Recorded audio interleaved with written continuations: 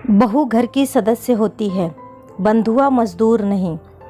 विनीता की शादी को 2 साल हो गए थे और आज तक वो ससुराल में एक पल भी सुकून से नहीं रह पाई थी। घर में सास ससुर के साथ ननद और देवर भी उससे उखड़े हुए से रहते थे। वो कोई भी काम करती तो सब उसमें टोका टाकी करते थे और ताने दिया करते। विनीता की जिंदगी पहले ऐसी नहीं थी। शादी के पहले वो काफ़ी चंचल स्वभाव की थी। कोई भी काम मन होता तो करती थी, वरना नहीं करती थी। उसे किसी की बात नहीं माननी होती थी। कोई भी चीज़ या बात के लिए वो बहस कर लेती थी। अपने पापा और भैया की तो वो लाडली थी। विनीता की मम्मी अक्सर समझाया करती थी, तुझे अगले घर जाना है तो ऐसा स्वभाव ठीक नहीं है। हमेशा सामने वाले की भी बात मान कर और हर बात में बहस करना छोड़ दे, वरना दुख पाएगी। ये तो हम लोग हैं जो सहन कर लेते हैं, परंतु ससुराल वाले तो एक की 4 सुनाएंगे। अपनी मम्मी की बात को वो हवा में घुमा देती थी। मम्मी, आप फालतू परेशान होते हो, आपकी बेटी शेरनी है, किसी से डरेगी नहीं। पर शादी के बाद सब उल्टा हो गया। विनीता को ऐसा परिवार मिला जहां बहू को हर तरह से दबाकर रखा जाता था। जहां बहू मतलब एक कठपुतली जो सबके इशारों पर नाचती रहे और उफ तक भी न करे। बहू मतलब सुबह से शाम तक घर काम करने वाली जो कभी थके नहीं और कभी किसी काम के लिए मना नहीं कर सकती। आज शादी को 2 साल हो गए। विनीता के चेहरे से हंसी ही गायब हो गई थी। वो इस जीवन को जीने की आदी हो गई थी। उसकी सारी मुस्कुराहट और अल्हड़पन जा चुका था। घर में जब से वो आई थी, सारे काम का बोझ उस पर डाल दिया था। किसी को कुछ भी काम होता था तो सब विनीता को ही आवाज़ लगाते थे। सुबह की चाय से लेकर रात के दूध तक की हर जिम्मेदारी को निभाती थी। विनीता की सास के अनुसार बहुओं को आराम की जगह बस काम और काम ही करना चाहिए। बहुएं काम करती ही अच्छी लगती हैं। उसे सबके पसंद का नाश्ता और खाना सब बनाना पड़ता। खाने को लेकर सबकी पसंद अलग अलग थी और पति रवि का तो और भी बुरा व्यवहार था। वो हर बात के लिए विनीता पर गुस्सा करता, सबके सामने चिल्लाकर बात करता था। जरा सा कोई काम छूट जाए, कोई सफाई बाकी रह जाए तो वो 10 बातें सुना देता था। बहुत सी छोटी छोटी बातों पर वो सबके सामने चिल्ला पड़ता था। गुस्सा तो जैसे उसकी नाक पर ही धरा रहता था। गुस्से में वो विनीता को ऐसी डांट लगाता था कि वो सहमी और डरी रहने लगी थी। वो हर काम डर डर कर करती थी, कहीं उससे कोई गलती ना हो जाए। अपने पापा की शेरनी ससुराल आते ही डर कर रहने लगी थी। घर में रवि ही नहीं, उसके ससुर जी और सास का भी गुस्सा बड़ा ही तेज था। वो भी छोटी सी बात पर बखेड़ा खड़ा कर लेते थे। शुरू में उसने कुछ कहने की कोशिश की। अपनी गलती ना होने पर सफाई देनी चाहिए तो उसे डांटकर चुप करा दिया गया। इस घर में बहू को कुछ बोलने का हक नहीं है, चुपचाप सुन और अपना काम करा कर। एक दिन वो रसोई में दूध गर्म कर रही थी, तभी दरवाजे की घंटी बजी तो उसने अपने देवर रोहन को दरवाज़ा खोलने को कहा तो वो गुस्सा हो गया। क्या भाभी, मैं कोई आपका नौकर हूँ जो मुझ पर हुक्म झाड़ रही हो? खुद ही दरवाज़ा खोल दो। विनीता दरवाज़ा खोलने गई और हड़बड़ी में गैस धीमी करना भूल गई। रसोई में दूध फैल चुका था। उसे देखकर सुमन जी चिल्लाने लगी, तेरी माँ ने तुझे इतना भी नहीं सिखाया कि गैस पर दूध रखा हो तो गैस धीमी कर देते हैं? अब इतने महंगे भाव का दूध तेरे मायके से तो नहीं आया है, इसके पैसे तू भरेगी क्या?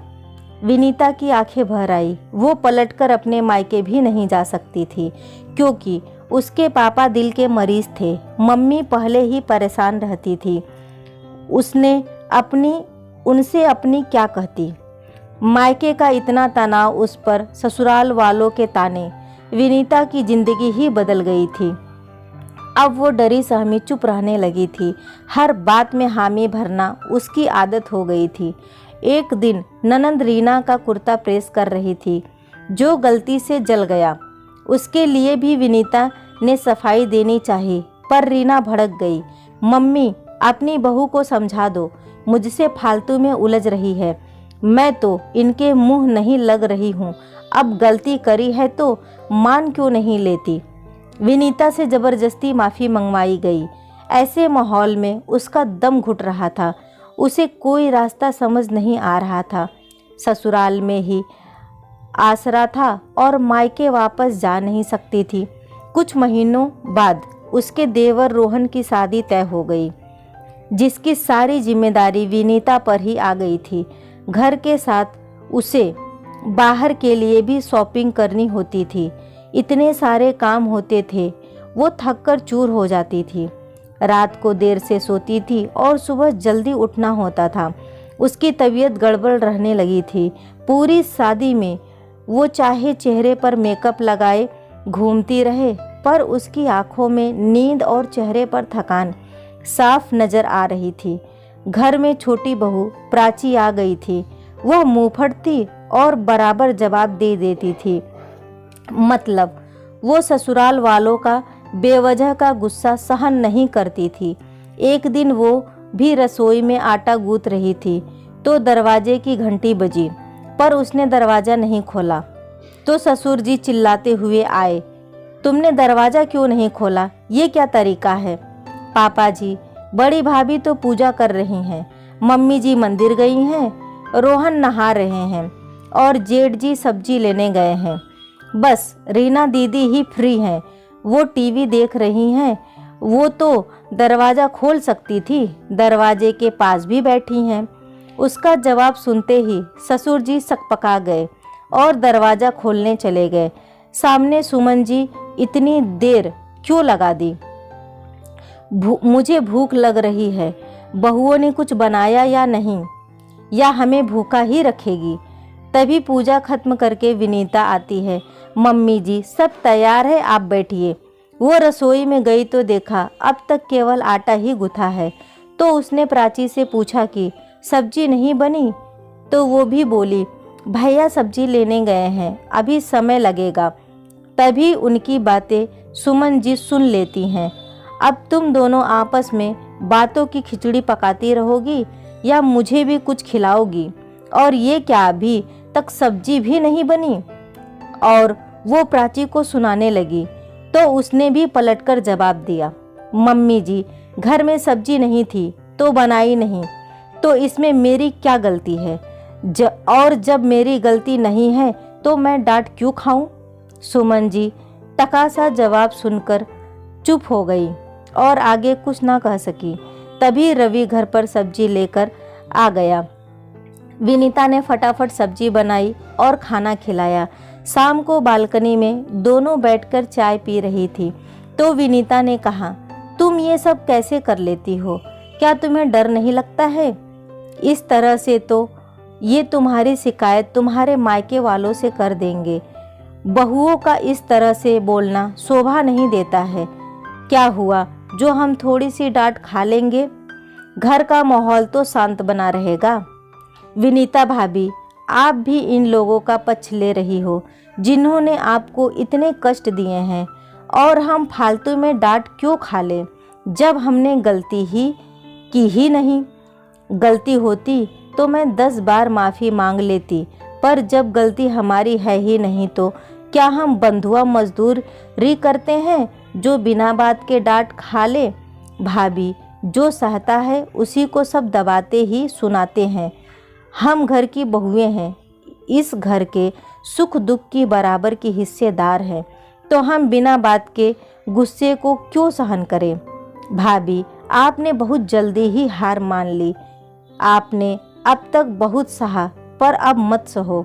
अपने खिलाफ बोलने वालों के विरुद्ध तो आपको खुद को ही खड़ा होना होगा। इसमें मैं आपको छोटी बहन बनकर हिम्मत दे सकती हूँ। अब विनीता में हौसला आ गया था, क्योंकि ससुराल में कोई तो था जो उसका साथ दे रहा था। अगली सुबह फ़ोन की घंटी बजती है। विनीता की मम्मी घबराते हुए बोलती है कि तेरे पापा को हार्ट अटैक आया है, तो तू घर के पास वाले चौराहे पर जो अस्पताल है उसमें तुरंत आ जा। विनीता सन्न रह जाती है, आंखों से आंसू टपकने लगते हैं। वो तुरंत अपना बैग जमा लेती है, फिर घर से निकलने लगती है कि सुमन जी रोक देती हैं। बहू, कहाँ जा रही है?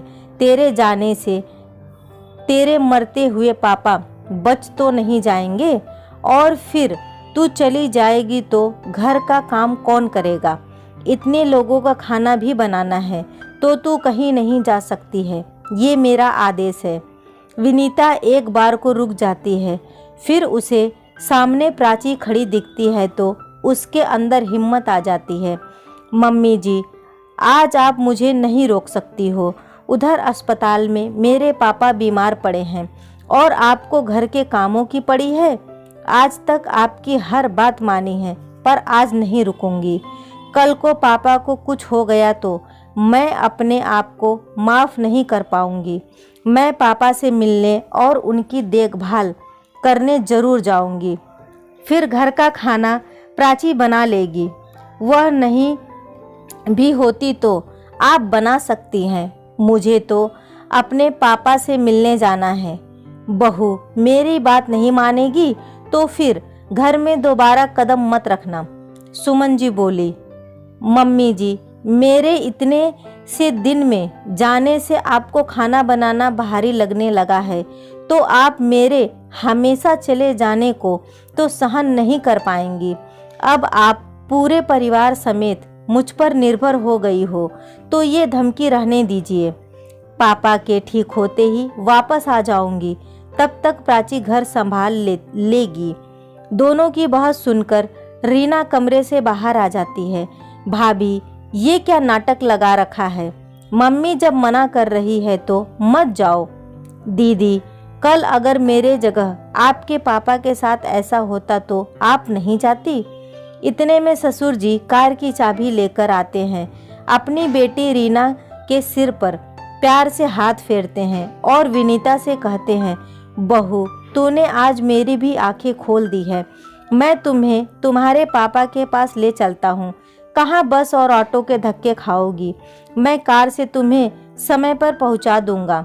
सुमन जी भी कुछ नहीं बोल रही थी। वो चुपचाप होकर स्वीकृति दे रही थी। अपने सास ससुर में आए सकारात्मक बदलाव को देखकर विनीता खुद हैरान थी और दूर खड़ी देवरानी को उसने आंखों ही आंखों में धन्यवाद दिया, क्योंकि उसकी वजह से ही आज घर में ये चमत्कार हुआ था। एक देवरानी ने बहन बनकर जेठानी का जीवन ही बदल दिया था। दोस्तों, कैसी लगी ये कहानी मुझे कमेंट करके ज़रूर बताइएगा। वीडियो को लाइक और शेयर करना न भूलें। चैनल पे पहली बार आए हैं तो इसे सब्सक्राइब ज़रूर करें। कहानी सुनने के लिए आपका बहुत बहुत धन्यवाद।